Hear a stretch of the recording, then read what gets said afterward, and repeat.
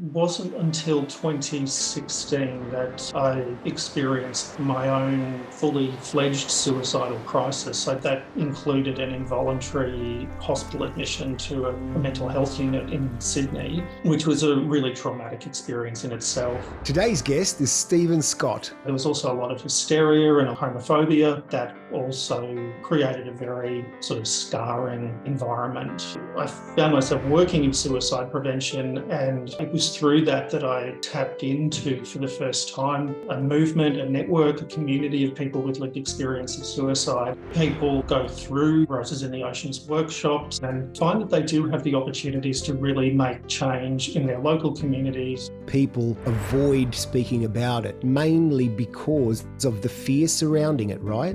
Being around other people with lived experience of suicide, there's just so much that you instantly understand about each other and that you don't need to hide or explain or justify. Hello, my name is Robert Nobilia and welcome to this Peer for Peer podcast. They are dedicated to conversation and storytelling about peer work and the people with lived experience in the mental health industry. Today's guest is Stephen Scott. He is the General Manager of Strategy and Policy at Roses in the Ocean, which is a national lived experience of suicide organisation in Australia, dedicated to empowering those with lived experience to find their voice and to build human capacity and to bring their insights and wisdom to suicide prevention. Welcome to the podcast, Stephen. Thanks very much, Robert. It's good to be here. Thank you for your time. Could we start with a quote about suicide prevention? And this quote is from an unknown author. When you feel like giving up, just remember the reason why you held on for so long. Now, how might it help someone that is contemplating suicide to think about the aspects of their life that hold significant meaning for them, for example, family and loved ones? And can a reminder like this allow someone to push through, keep going, even in the more challenging times? Interesting question, and it's an interesting way to start. I think there's maybe two parts to my answer. I think, generally speaking, the answer to your question is yes. I think, having those general reminders about, the reasons that we're all here, the people we love, the purpose we have in life, and also our strength and our resilience and the perspective that keeping that in mind, and our achievements, what we've overcome, the challenges that we've met are all really important. On the other hand, though, I wouldn't want to oversimplify the challenge of suicide prevention either, and give an impression that some affirmations or cute reminders on a post-it note on the fridge is going to make a big difference to the suicide rate in Australia, or the distress that people are experiencing when they are having suicidal thoughts. So I guess while I think that quotes like that and ideas like that, of course, have some real benefits and point to the things that protect us and sustain us, I also think that there's a lot more that has to be done in suicide prevention to really reach people long before the point where they are, experiencing really, acute levels of suicidal thinking and, and even planning or making a suicide attempt as well. So probably some good early intervention, general wellness stuff there, but as I said, I don't want to downplay the complexity of the challenge that suicide presents either. Of course not, yes. Well, you've actually been at the forefront of change making for suicide prevention in terms of policy, strategy planning, advocacy, and so much more. You worked at the New South Wales Ministry of Health, where you established the Towards Zero Suicides initiatives, Australia's first comprehensive suicide prevention system. Could you talk us through what system was in place and some of the key changes that you helped implement? Sure. And look, thanks for the compliment at the beginning of your question there too. I feel as though there's many people that have been at the forefront of this, long before I have, especially in the lived experience of suicide movement. But that work that I did in New South Wales this was really from about 2017 through to 2021, maybe the beginning of 2021. That did involve establishing really, I think, the closest thing that Australia's seen yet in terms of a systemic approach to suicide prevention. What was in place before is an interesting question. There really wasn't any kind of suicide prevention program, even barely, that was being funded by the New South Wales government at that time. There was really just a very small program of $2 million a year that was funding 8 community programs around the state. They were, important programs nonetheless. And then there was the mental health system, of course, itself, which was really responding to people in the very end stages of crisis, rather than anything particularly preventative, of course. Now, what was put in place, I had a fantastic team of people, and we all worked on this together. It was a system of 15 different initiatives by the end of it, which was a big injection of funds from the government at that time, about $33 million a year. Maybe a little bit more by now. I think a few more millions have been added to that over the last few years. Basically, what we were establishing, there was a whole range of new services that hadn't been seen before. Non-clinical alternatives to emergency departments, which are sometimes called safe havens, outreach teams specifically dedicated to suicide prevention.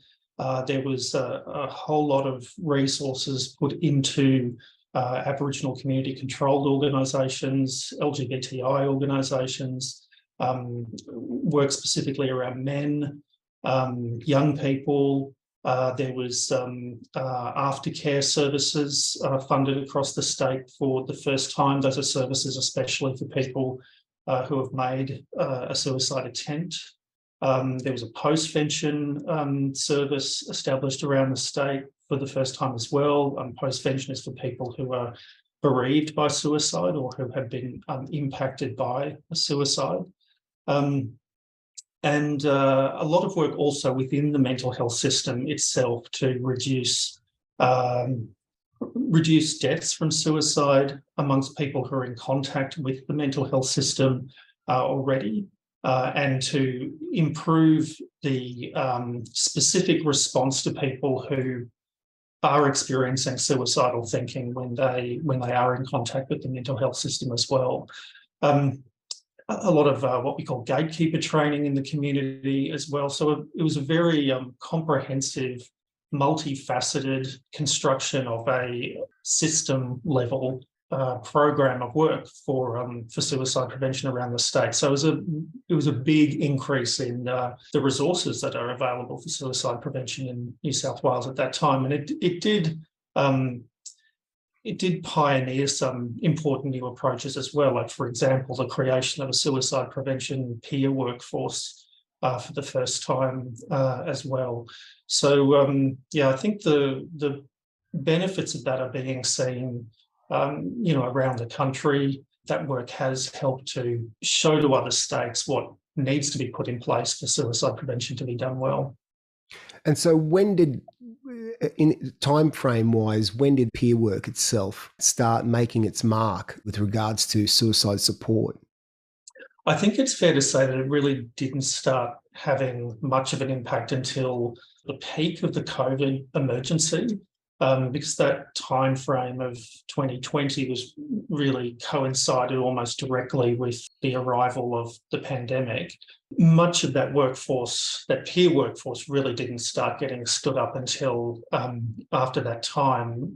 But of course, it was a really crucial time to be doing that, despite the disruption of COVID, because as we all know and are seeing since, the effects of an event like that are far-reaching, and the distress in the community reaching the point of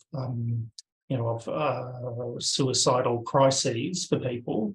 That can take a few years as well. So it's been it was certainly a couple of years of work to get that stood up, and I think the workforce as a new workforce is probably still taking some time to really bed down and be established as well. It's a really important area of suicide prevention that just hasn't been invested in enough or given enough attention over the years. So we really hope to see more peer workers in suicide prevention be brought on around the country. Yes, and that was sort of leading on to my next question is, would you say that there's a current model for peer-led suicide prevention workforce?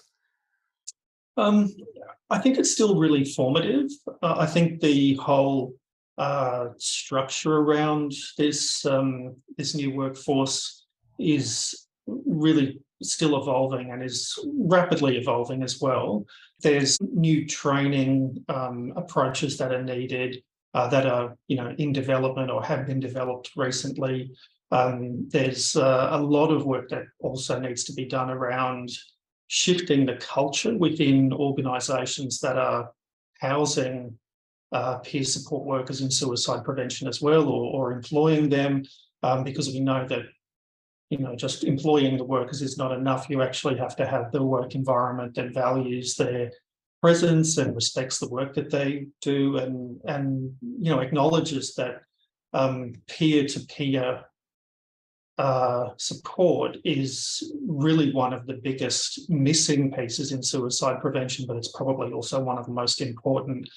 I think it is a really unlooked at area that definitely needs to be developed much more strongly around the country as well, because many states and territories just haven't invested anything in that area, and don't have anything that looks like a peer workforce for suicide prevention currently, and that just puts a lot of much needed support and care and help out of reach of people who might be more likely to reach out to a peer worker.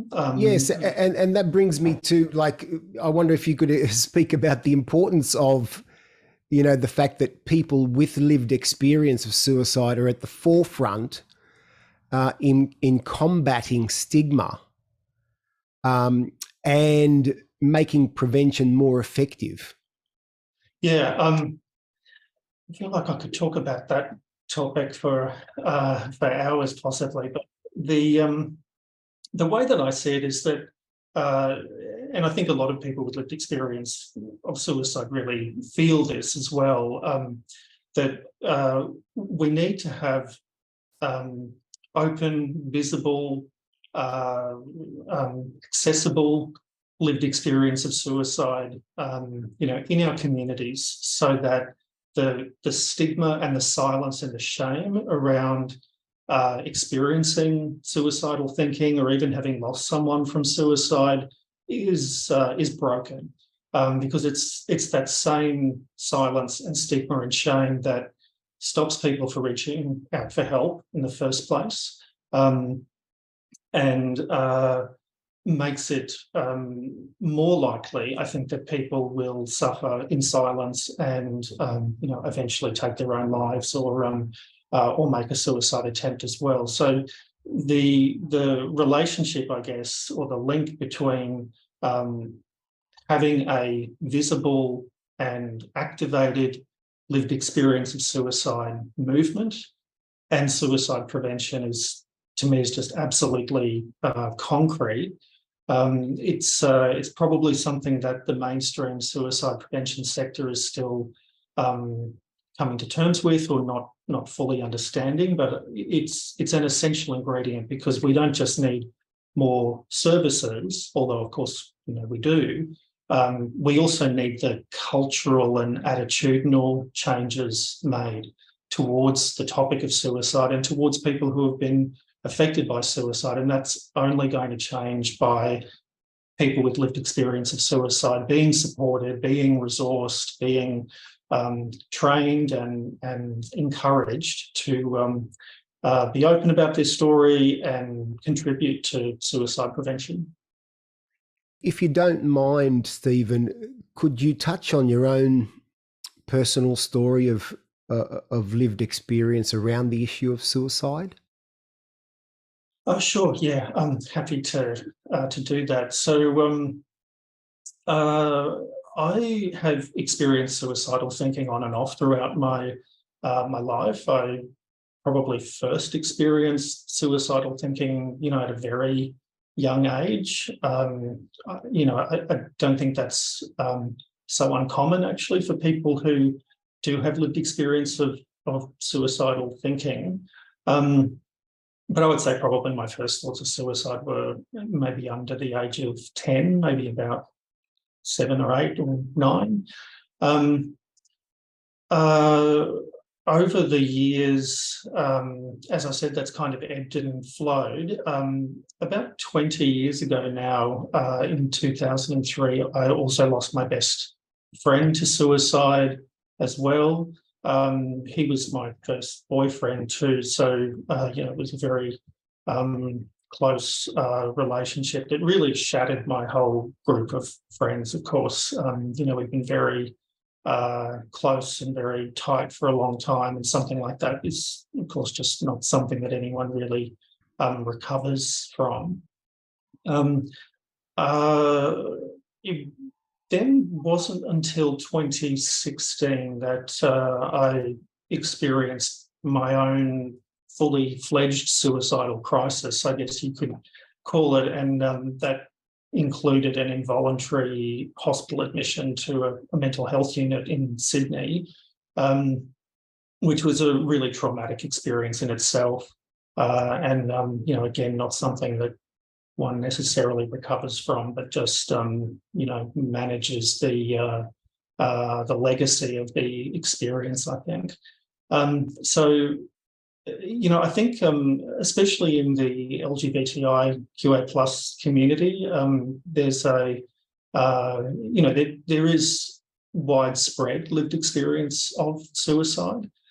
Someone of my age grew up during the AIDS crisis, when it was at its peak as well. Like I was, in my kind of very early teens in the late 80s and early 90s. And so there was also a lot of hysteria and a lot of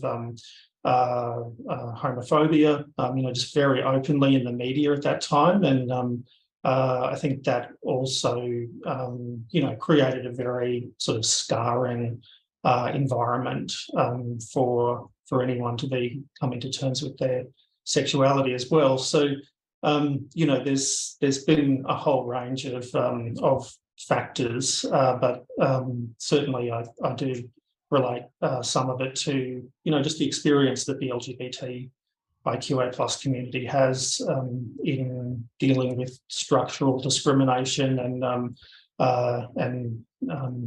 the stigma and prejudice towards us as well. And so Roses in the Ocean was established at a time when the word suicide was barely spoken. The organisation's dedicated to empowering people to find their own voice. So could you explain to us, how does finding your own voice help, and what outcomes could someone expect from finding your own voice? Well, Robert, I'd say the number one thing that someone can expect is some healing. I found in my own journey, I might have done this sort of around the opposite way to what a lot of people do, where I found myself working in suicide prevention, and it was through that I tapped into, for the first time, a movement, a network, a community of people with lived experience of suicide, and that actually really helped me to, I think, come to terms with my own lived experience of suicide, and to really help to sort of take it out from the shadows and the darkness, where I never thought about it, or tried to do anything about it or with it. I have experienced some healing in and of itself, from being in this space of my life now.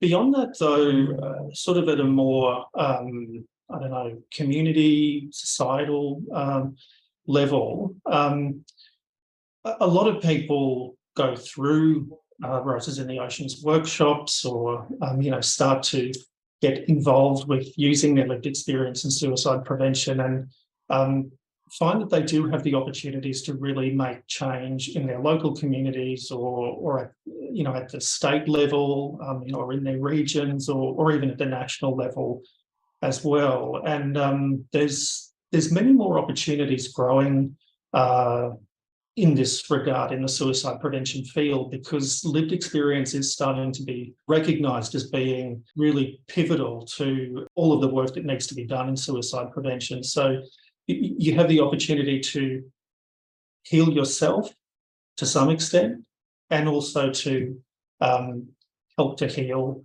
people in the community as well.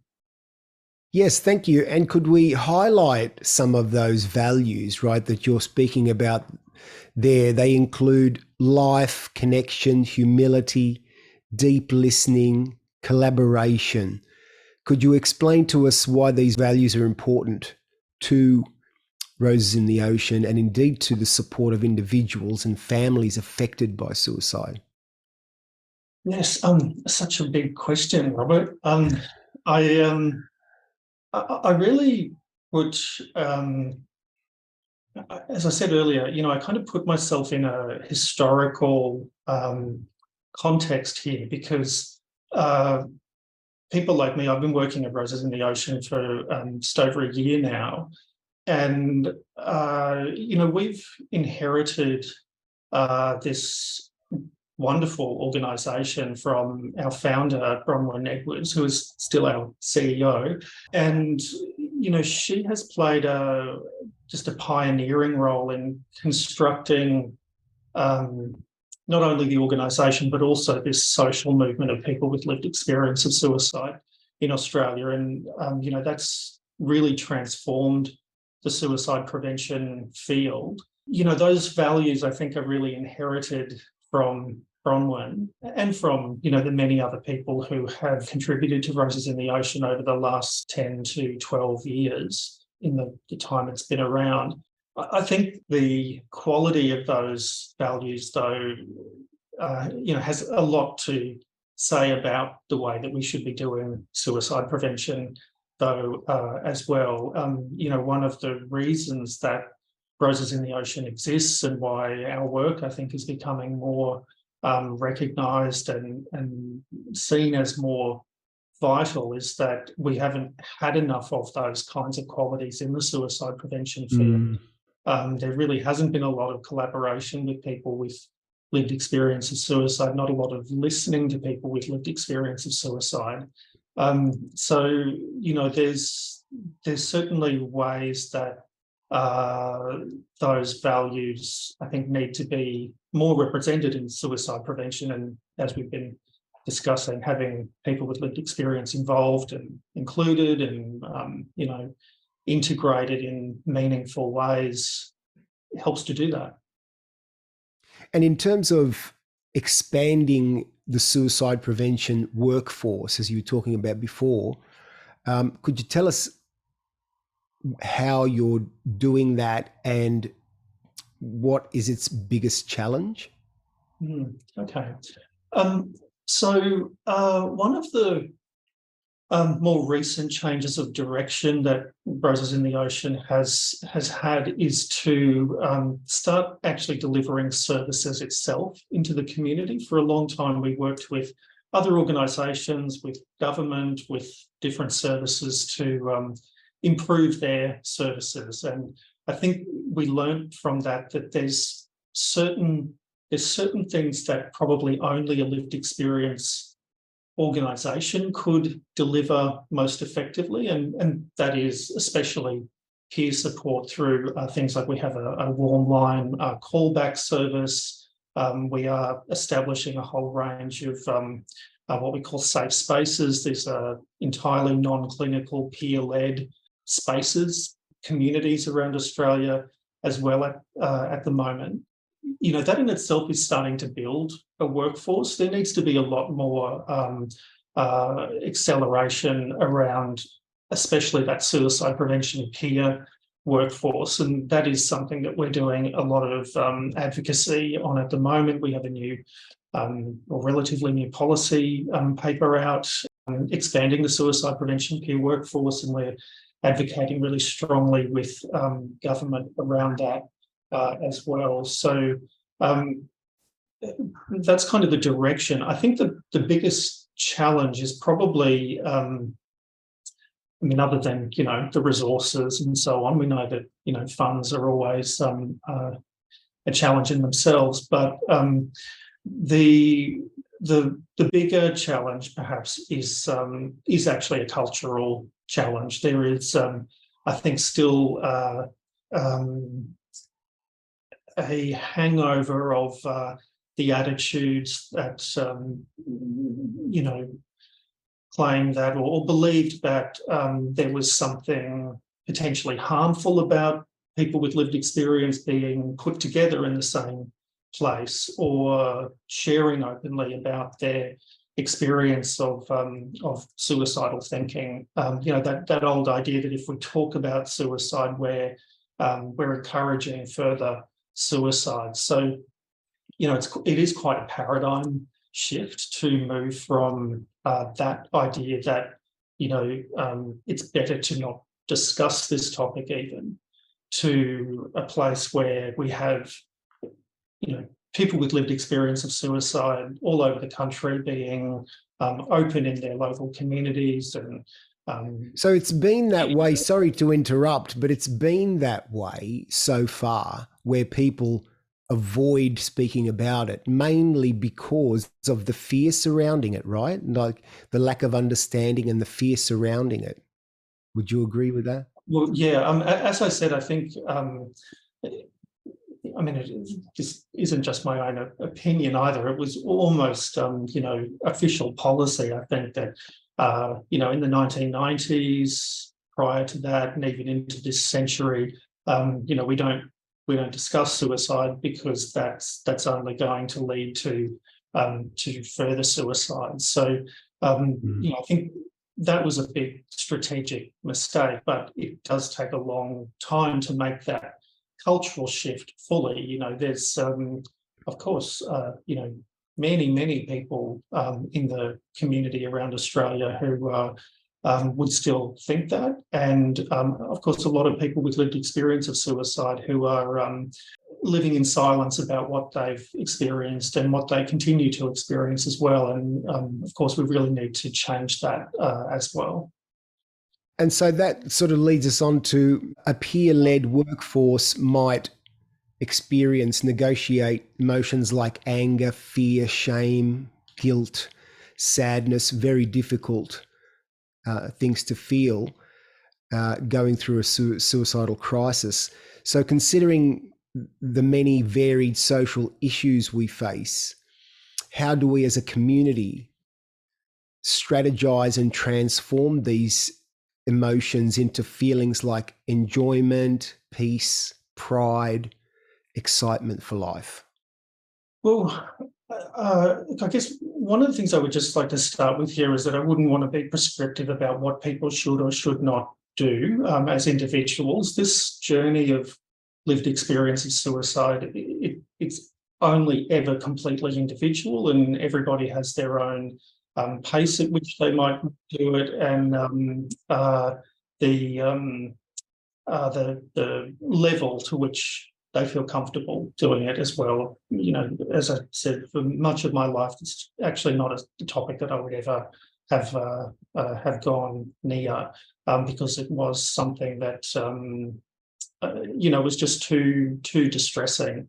However, that said, I have found personally that it's been so enriching and strengthening for me to feel and be in contact with a network, and to feel that I'm part of a network or a community of people who have had really similar experiences to me. And there is nothing else quite like being around other people with lived experience of suicide. There's just so much that you instantly understand about each other, and that you don't need to hide or explain or justify. We've all been through those feelings that you described there, and it's always one of the paradoxes, really wonderful paradox that I see when there is a group of people with lived experience of suicide together. There is a sense of joy and a sense of hope a lot of the time, amongst all of the pain and the sadness, and that just creates a kind of an honesty and a transparency that's actually really beautiful. So there is there is the opportunity there to turn some of that pain and grief into better feelings and better experiences over time as well. And thank goodness for that, Stephen. And thank you so much for all the magical work that you've done over the years and continue to do. I really appreciate it. I appreciate your time. Thank you very much for that, Robert. Thank you for the opportunity, and good to talk. Thanks for listening to this Peer for Peer podcast. My name is Robert Nobilia. We'll see you next time.